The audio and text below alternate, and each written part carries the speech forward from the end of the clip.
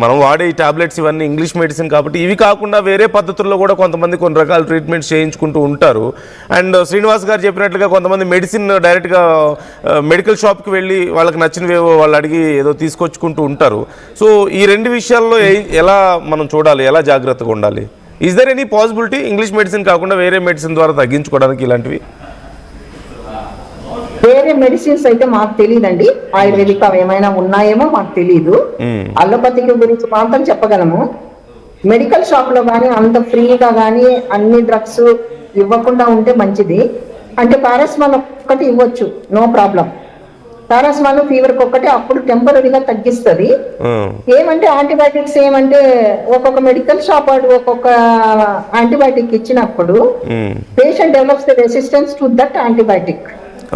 అనవసరంగా antibiotic irregular గా వాడడము, చాలా రోజులు వాడడము, అవసరం లేకపోయినా వాడడము, దీని మూలాన రెసిస్టెన్స్ పెరుగుతుంది. ఒక ఏజ్కి వచ్చేటప్పటికి ఏ యాంటీబయాటిక్ పని చేయకుండా అయిపోతుంది.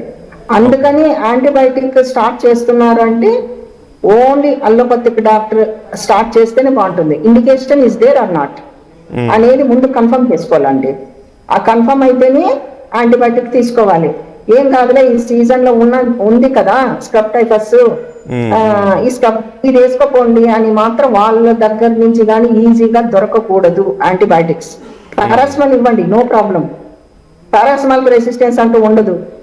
యాంటీబయాటిక్స్ ఏ యాంటీబయాటిక్ అయినా కానీ మెడికల్ షాప్స్ లో ఫ్రీగా అంటే డాక్టర్ ప్రిస్క్రిప్షన్ లేదే ఇవ్వకూడదు, దొరకకూడదు. ఇప్పుడు చాలా రెసిస్టెన్స్ కేసెస్ వస్తున్నాయండి. ఎంత పెద్ద యాంటీబయాటిక్ పెట్టినా ఒక జబ్బు వచ్చినప్పుడు ఏది పని చేయదు. అప్పుడు ఏం చెయ్యాలి? ఇవన్నీ ఉన్నాయి దానివల్ల నష్టాలు. అందుకని ఒక క్వాలిఫైడ్ డాక్టర్ ప్రిస్క్రైబ్ చేస్తేనే వాడితే మంచిది. అది ప్రజలుగానే అర్థం చేసుకోవాలి ఎవరి దగ్గరికి వెళ్ళాలి అని. ఇంత ముందు కాలం లాగా కాదు, 1 or 2 decades వెనక ఉన్నట్టు జనాలు లేరు. జనాల్లో ఎడ్యుకేషన్ ఉంది, అయినా కానీ మళ్ళీ పోతుంటారు, మెడికల్ షాప్ పోతారు, ఇట్లా ఉంది నాకు అని వాళ్ళతో అడిగి తెచ్చుకుంటుంటారు. అది వీళ్ళు మానాలి, వాళ్ళు ఇవ్వడం వాళ్ళు మానాలి. ఇది ఫస్ట్ ప్రైమరీ థింగ్ అండి. Okay okay right. Thank you so much Malleshwar గారు మాతో మాట్లాడినందుకు. ఈజ్ దేర్ ఎనీథింగ్ ఎల్స్ మీరు ప్రజలకు ఇంకేమైనా చెప్పాలనుకుంటున్నారా? గవర్నమెంట్ తీసుకుంటున్న యాక్షన్స్ విషయంలో కానీ ఈ విషయంలో ఎనీథింగ్ స్పెసిఫిక్? స్పెసిఫిక్ అయితే ఇంకేం లేదండి. మళ్ళీ చెప్పడము, వాళ్ళకి జ్వరం వచ్చిందంటే ఎట్లాగో ఇప్పుడు ఇది ఎక్కువ కొత్తదే అని అనుకుంటున్న జనాలు ఏ జ్వరం వచ్చినా భయపడకుండా ధైర్యంగా డాక్టర్ దగ్గరికి వెళ్ళి ఒక్కసారి చూపించుకొని డాక్టర్ ఏం అడ్వైజ్ చేస్తే అది ఫాలో అవ్వడం మంచిది. ఇంకొక విషయం అడిగారు మీరు, ఇది అట్లా కంటిన్యూ అవుతుందా, ఇక్కడికి అయిపోతుందా అని. మెడికల్ లో ఏంటంటే డిసీజెస్, ఎపిడమిక్, పాండమిక్, ఎండమిక్ అని రకరకాల పేర్లు ఉంటాయండి. ఏమంటే సీజనల్ డిసీజెస్ కొన్ని ఉన్నాయి, మన డెంగ్యూ అవి. ఒకప్పుడు అది సీజనల్ డిసీజ్ అనుకునే వాళ్ళం, అంటే మొదట్లో స్టార్ట్ అయినప్పుడు డెంగ్యూ. ఇప్పుడు ఏంటంటే ఎండమిక్ అయిపోయింది. ఎండమిక్ అంటే త్రూ అవుట్ ఇయర్ ఎప్పుడైనా రావచ్చు. అంటే during season number of cases are increasing. అంతే. జనవరి, ఫిబ్రవరి, మార్చిలో రాదా అంటే వస్తుంది, పాజిటివ్ ఉంటున్నాయి, చేస్తున్నాం కదా. అయితే నంబర్ తక్కువ ఉంటది. జూలై, ఆగస్టు ఆ తర్వాత నుంచి కేసెస్ 80, 90, 100 గానే అవుతాయి. అంతేగాని ఇది పర్టికులర్ గా ఈ సీజన్ లోనే వస్తుందని కానీ చెప్పలేము. నంబర్ ఆఫ్ కేసెస్ తగ్గొచ్చు కానీ త్రూ అవుట్ ఇయర్ కానీ ఉండొచ్చు.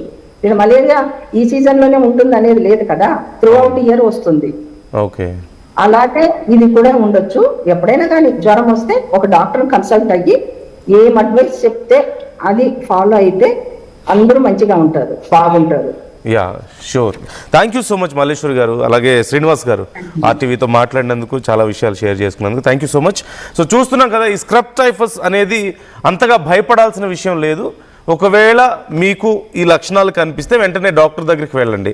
మీరు మెడికల్ షాప్కి వెళ్ళి మీ సొంత వైద్యాన్ని చేసుకునే ప్రయత్నం మంచిది కాదు. కాబట్టి డాక్టర్ దగ్గరికి వెళ్ళండి, చాలా ఈజీగా ట్రీట్ చేసుకునే అవకాశం ఉంది అంటున్నారు.